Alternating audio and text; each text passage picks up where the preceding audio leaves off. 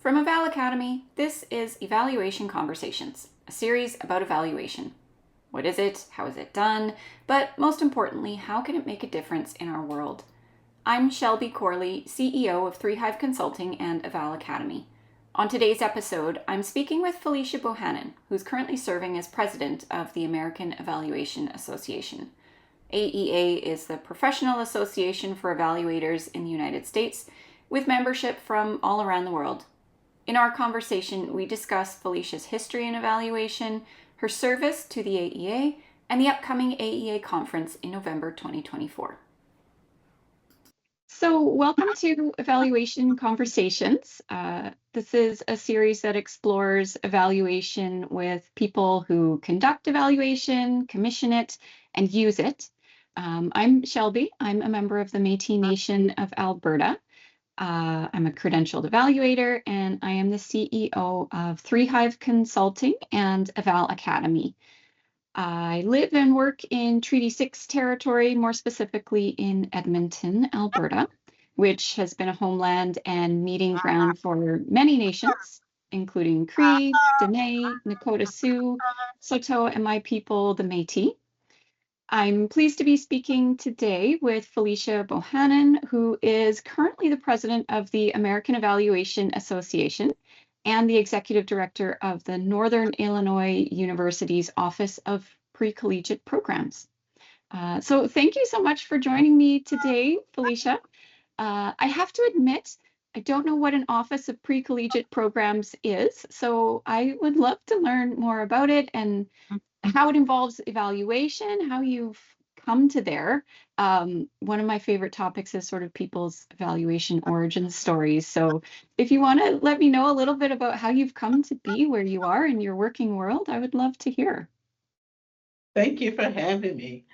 So I'll start a little bit and talk a little bit about the Office of Pre-Collegiate Programs and actually talk about how it differs from what I do in terms of evaluation. So I've been at Northern Illinois University for the last 28 years, and so I work with college access programs. So we work with programs that support low-income first-generation students both on the high school level as well as college students, and help them to work towards, particularly in terms of high school, graduation from high school and going to college. And then with our college programs, making sure those students are retained and that they graduate.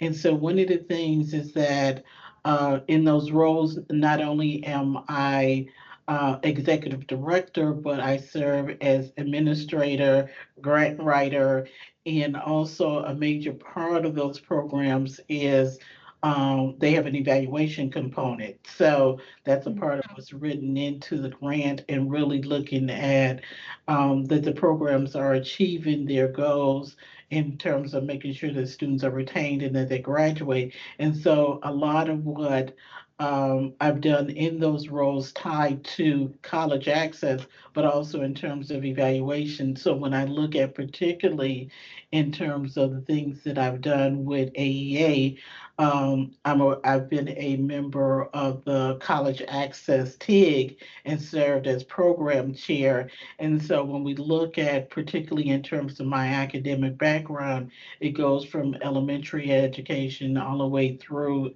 community college in terms of working with students in those areas. And so a lot of those, when we look at evaluation, all of that's built into the programs that I run, particularly because they're federally funded. So they definitely have a strong evaluation component in terms of what I do at the university.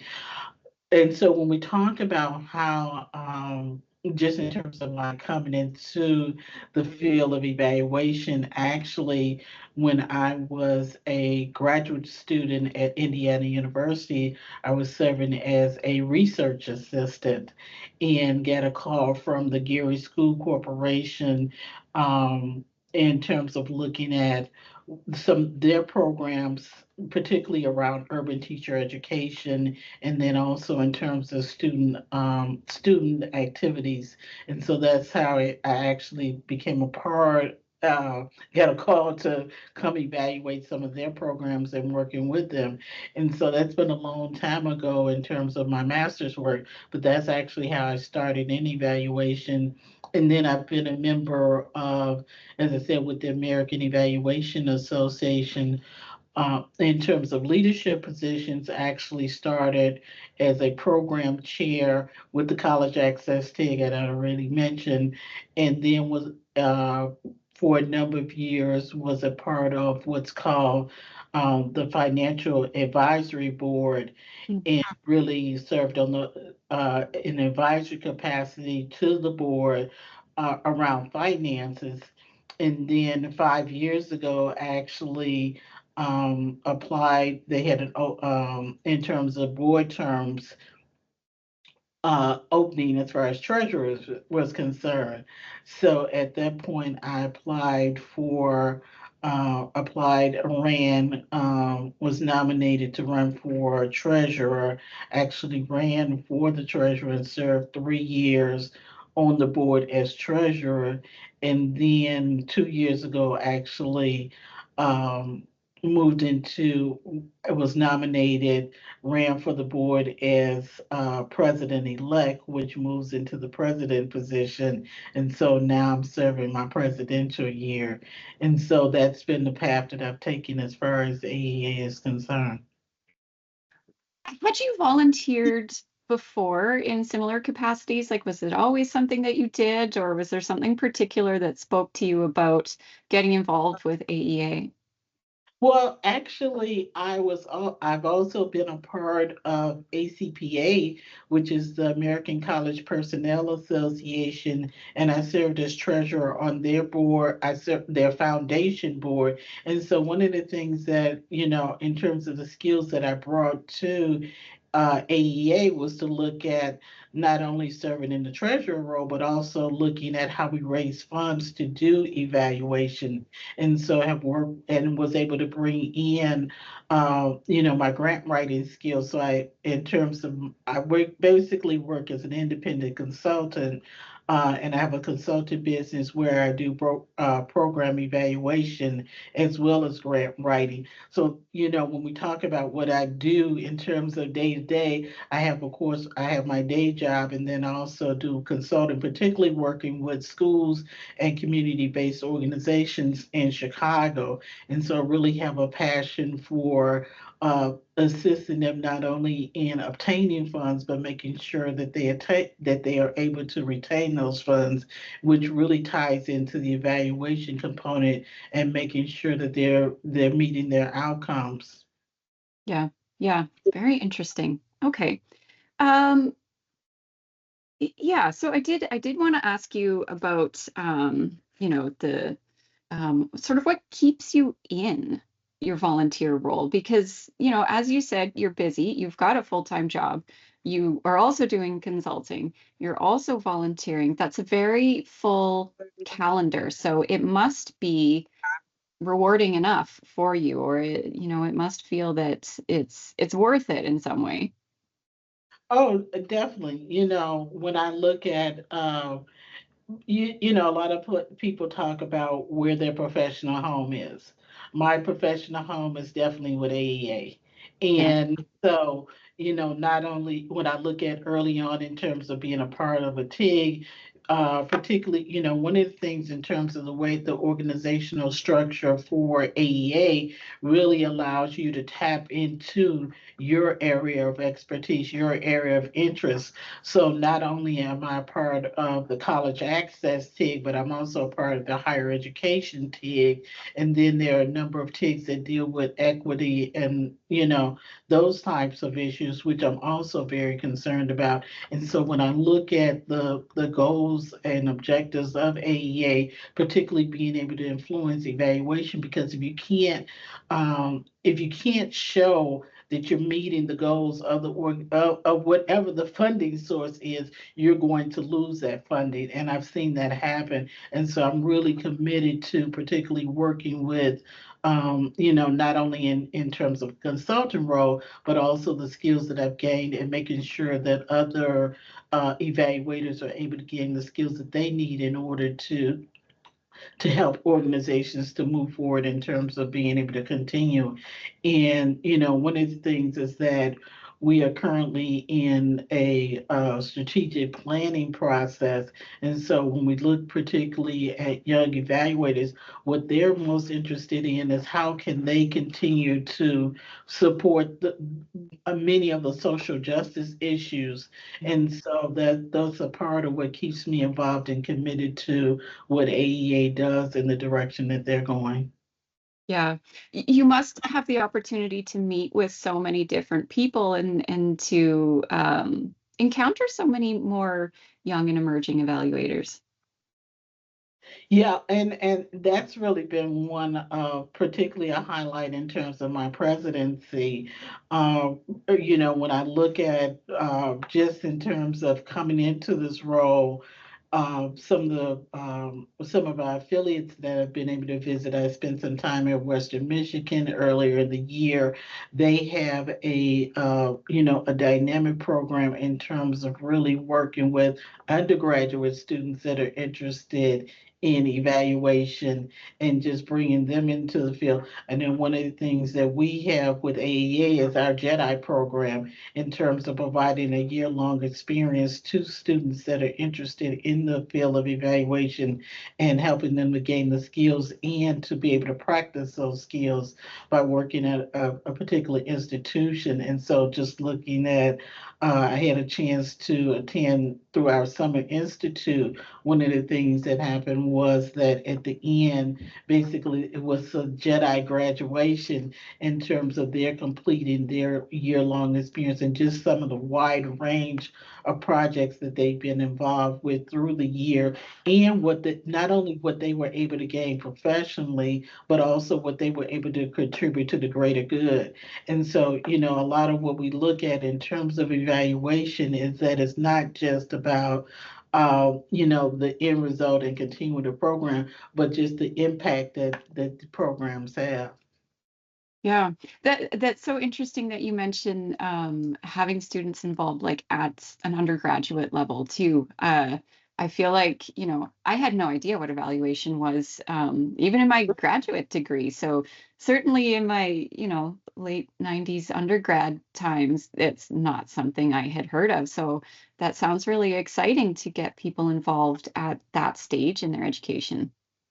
No, and actually, it's interesting that you mentioned that because uh, even as I transitioned to Northern Illinois University, one of the things that I was working on my doctorate degree at the time, and had an opportunity to work with different evaluators and really get a better sense of the field. But as you said, in terms of my undergraduate experience, which I majored in sociology, so I had the research skills, but particularly in terms of really being able to look at programs and the outcomes and really being able to help organizations and like I said, a lot of what I've done is working with schools, but also community-based organization and faith-based organizations, making sure that they're able to retain their funding, but also to look at how they can do things, and differently in terms of making improvements in terms of the services that they offer. But as you said, to be able to share that with undergraduate students, those mentoring kinds of opportunities. I know that that's one of the things that we're looking at, particularly in terms of AEA, is building stronger mentoring components Mm. in terms of what we do with our programs and also in terms of just emerging evaluators. Yeah, I'm a member of the Canadian Evaluation Society, and we have a mentoring program set up. So I've had the opportunity to sort of serve as a mentor, which always seems bizarre. But looking back at someone who's 20 years earlier in their career, like for sure, there's things that we can offer, and it's so rewarding. I love doing it. It's such a great opportunity to meet people who you wouldn't meet, to be able to, share back in a different kind of way. It's a really fun activity. No, it's interesting that you mentioned that because even some of the young emerging evaluators, I had an opportunity to meet at CES because they were looking at, I attended earlier in the year in Fredericton and had an opportunity to meet and talk to them about not only, what they were doing, but also to look at some of the connections there that, in terms of what we're doing with AEA and to look at greater collaboration. So, one of the things when we talk about, in terms of our interconnectedness around several different issues, I think that that's one of the areas that we can really, work to continue to improve and have those opportunities in Yeah. terms of mentoring in a lot of different kinds of ways. Yeah. Yeah. And so nice that we're able to have, in-person conferences again and that they're going really well as far as I can tell. And so on that topic, we've got AEA coming up soon. It must feel like it's rapidly approaching for you. I know we've got one of our team members is going to have a poster there, and none of us have been for a few years. Travel got weird and haven't been back since, but really excited that Portland's also easier for us to get to from Canada as well. But yeah, do you want to share a little bit about the upcoming conference? Yeah, so of course, I'm very excited about the conference taking place in Portland.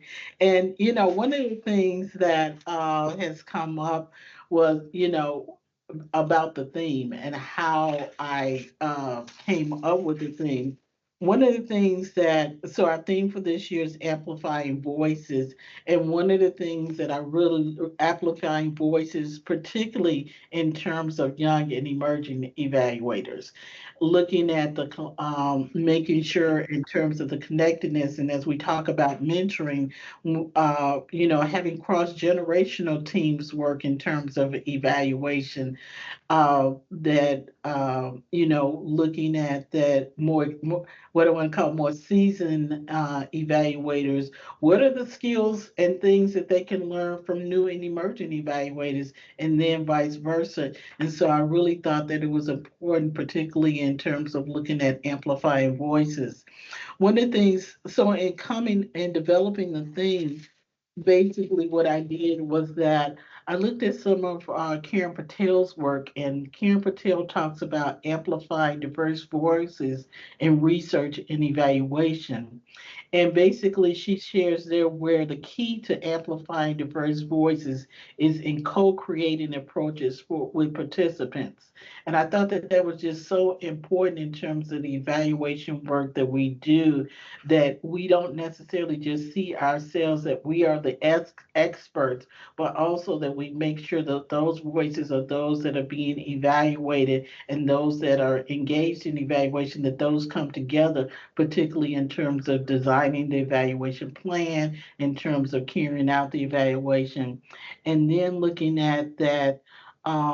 We broaden the perspective in terms of the voices that we hear, that it's not there's not just those traditional voices that we've heard in terms of evaluation, but that we make sure that those that are underrepresented, particularly in terms of youth voices, that those are included in evaluation. And so I looked at that also and really took, last year the thing focused on storytelling, and what better way to amplify voices is through storytelling, that's one of the ways. And so really looking at building on that, but also making sure that in terms of evaluation and what I'm looking for in terms of this year's conference, making sure that there are a multitude of perspectives that are taking place, particularly in terms of even with the presidential strand. And so that's one of the things that I tried to make sure, just in terms of the sessions that we're having this year through the presidential strand, that we have a wide range of presentations that are taking place.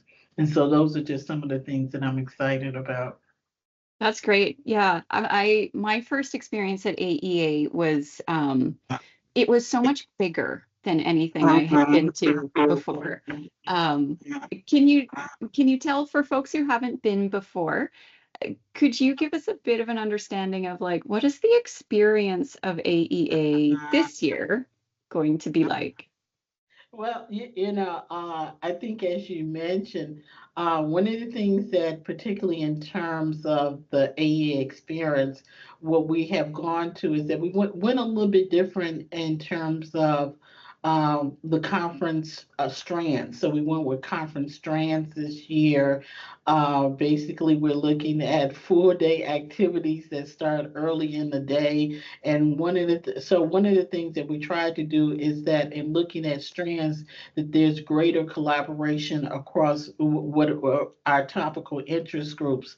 And so, in terms of the way that the conference is set up, that's one of the differences that individuals will notice, and also that individuals that may not have attended. But then we also have, in terms of the different types of sessions, so there are, in addition to individual presentations, there are poster sessions, there are our panels that are taking place. There are also, in terms of our keynote speakers for this year. And so there are a number of opportunities for individuals to engage also, so that one of the things, as you mentioned, one of the highlights is really in terms of the poster presentations, because it's really an opportunity to have a chance to visit a wide range of presenters, have an opportunity to talk one-on-one, and then also part of that whole experience is also looking at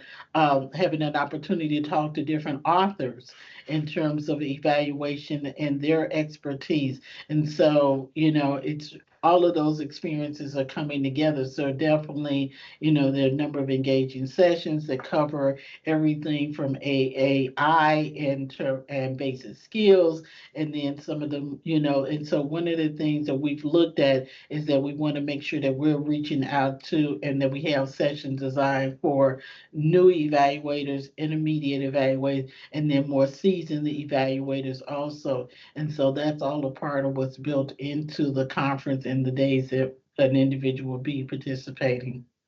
That's really great because, yeah, it can be, there's so much to choose from that it can be challenging without some guidance to figure out what's going to be good, what's going to be interesting, what's exciting, what's relevant to, the level of knowledge and expertise you already have. Yeah, that's great. So on that theme of amplifying and empowering voices, wanted to ask you what sort of overarching challenges or specific challenges do you see in ensuring that diverse voices are heard in the evaluation process in our field, how we can overcome some of those challenges? Well, as I said, I'm at the AE board meeting right now. And so we're meeting, and one of the things that we've really looked at, we recently conducted a member survey. And so one of the things that's come up is making sure, particularly with young and emerging evaluators in particular, that there are opportunities for them to present and to come to participate in professional development opportunities, and also to look at just having their work and knowledge in those opportunities. And so that's one of the things, particularly, that has come up in terms of issues that we're really looking at. How can we do that to a greater degree? But also, I think also creating spaces and opportunities for individuals to have a chance to share their experiences.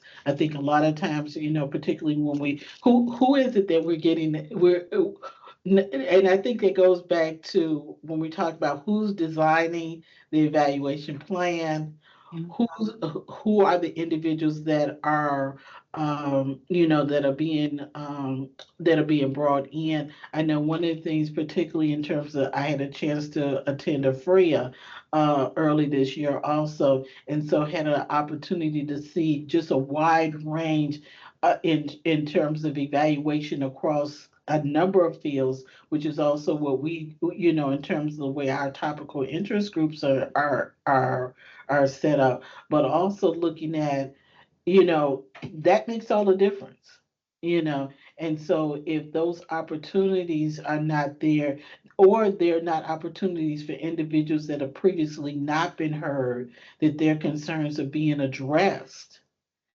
it's just a much different kind of perspective. I know, particularly in terms of your keynote speaker at CES, that was a part of what he emphasized, just in terms of his experiences and just making sure that those voices were heard, and that's made all of the differences. And so we have to be sensitive that, but we also have to really be intentional about that. Yeah.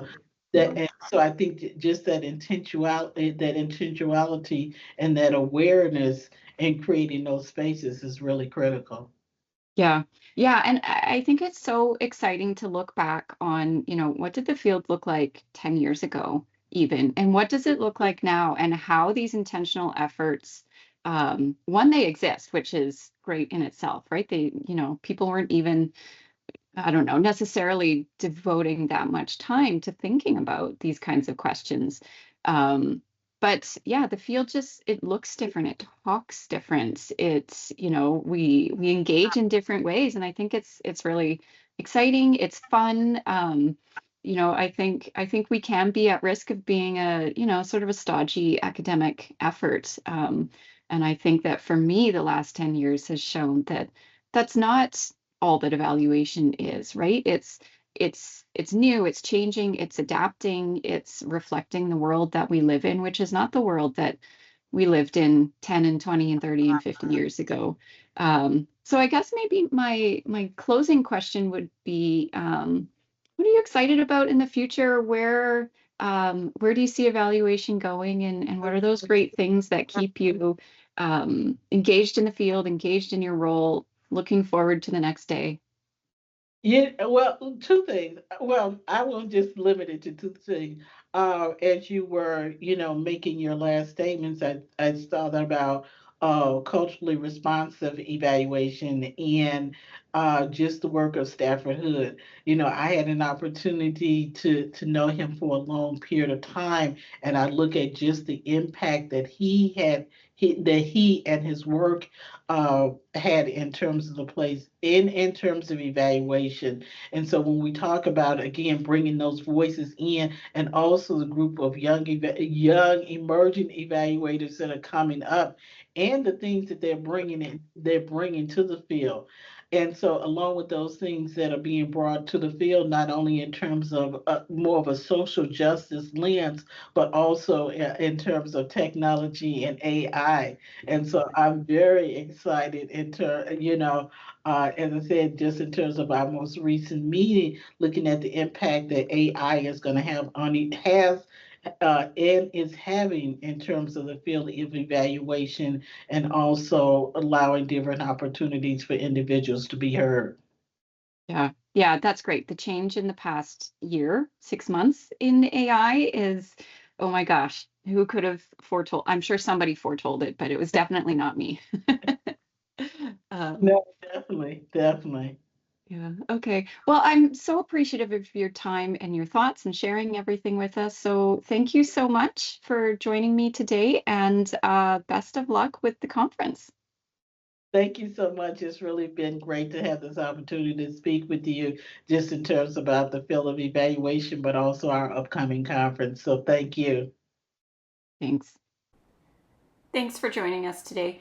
Sign up for the Eval Academy newsletter for more from the world of evaluation.